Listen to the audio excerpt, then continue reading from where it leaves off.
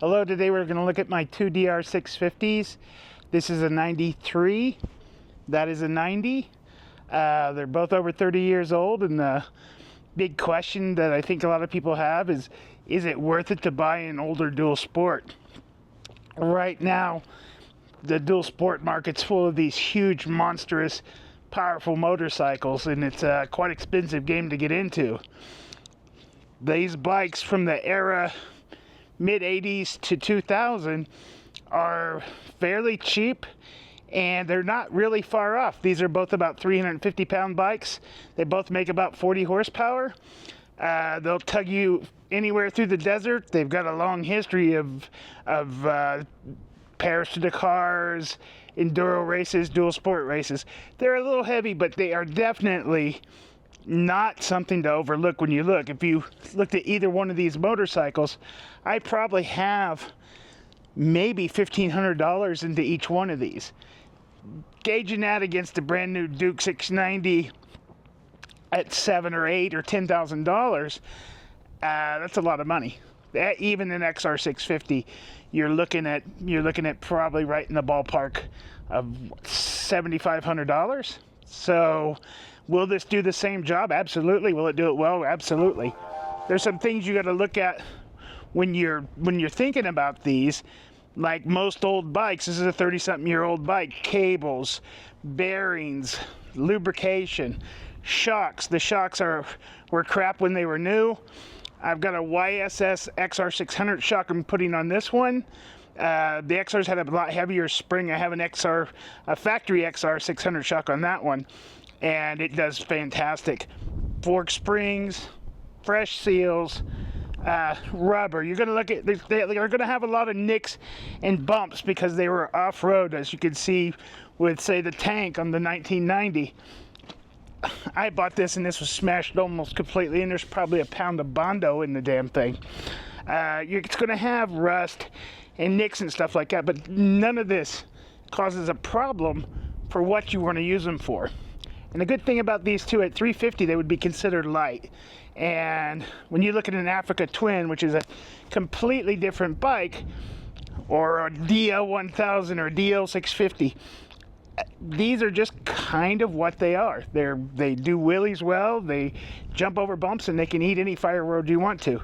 There's a lot of them in that line like this, the XL600, the KLR650, the later electric start DR650s. These are both kickstart only, but the kickstarts at the time were pretty advanced.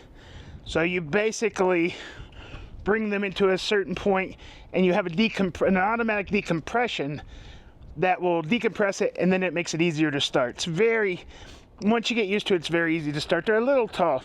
Now, if you're just getting into dual sporting and you're not sure you really want to get into it, it's a try. I mean, this is nothing. These bikes cost almost nothing when you think about it, and they deliver quite a bit. The 93 has an Acerbis 6.6 gallon tank. It's actually Etruby. It's an Italian company that's made these huge tanks forever. It's got a super trap exhaust on it. Other than that, it's stock, and it now has just a bit over 8,000 miles. So I mean, that's not far from a new bike. The 1990 I have only has 3,000 miles. I bought it with, I think, 800 miles. The guy had bought it. It was too big for him. He smashed it up, and it's set for 20 years. So both were picked up. Both needed the carbs cleaned.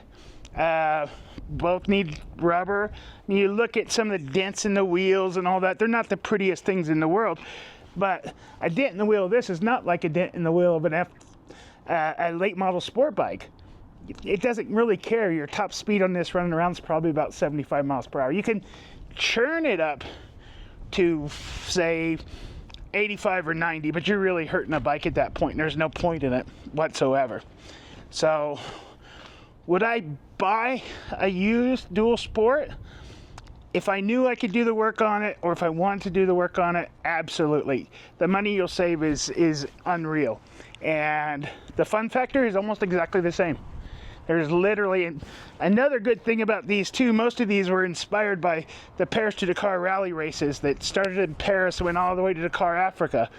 big enduros, big BMWs, and the inspiration on these was from those races, and that makes them more interesting to look at. And people, believe it or not, when I pull up on these, they're like, what the heck is that? Where did that come from? Modern bikes kind of all look the same. So if you're looking at maybe possibly getting into dual sporting, go for it. These are fantastic bikes. They were well made, whether they're Honda, Kawasaki, or Suzuki, and they're a lot of fun for a very little amount of money. Thank you.